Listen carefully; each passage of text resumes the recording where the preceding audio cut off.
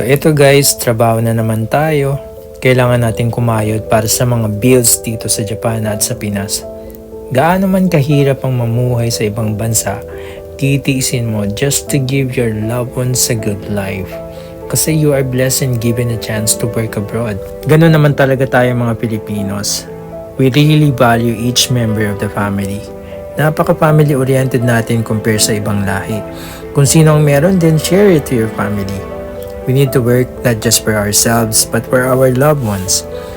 But guys, learn to keep something every month kasi in case of emergency, meron kang madudukot. Like what happened to me 2 years ago.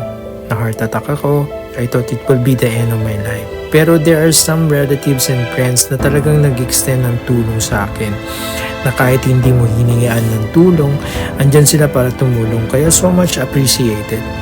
Guys, ang presyo ng angiogram at angioplasty abot langit. Kaya super blessed ako sa mga kaibigan at relatives na tumulong sa akin.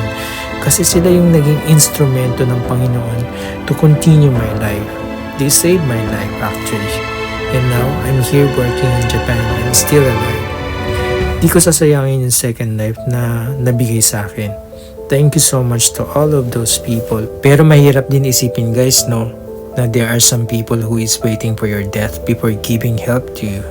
Naaawa ako sa mga taong humihingi ng tulong para ma-extend yung buhay nila kasi gusto pa nila mabuhay pero napagkaitan ng kahit konti. Pero nung namatay na, doon magbibigay ng abuloy na sana yung abuloy na yun nakatulong sa mga gamot, sa mga pagpapa-ospital na maaaring ikahaba ng buhay ng taong yun. Nakakalungkot lang, kaya hanggat kaya mo pa kumayod, go lang ng go. Samantalahin mo yung opportunity na dumadating sa'yo.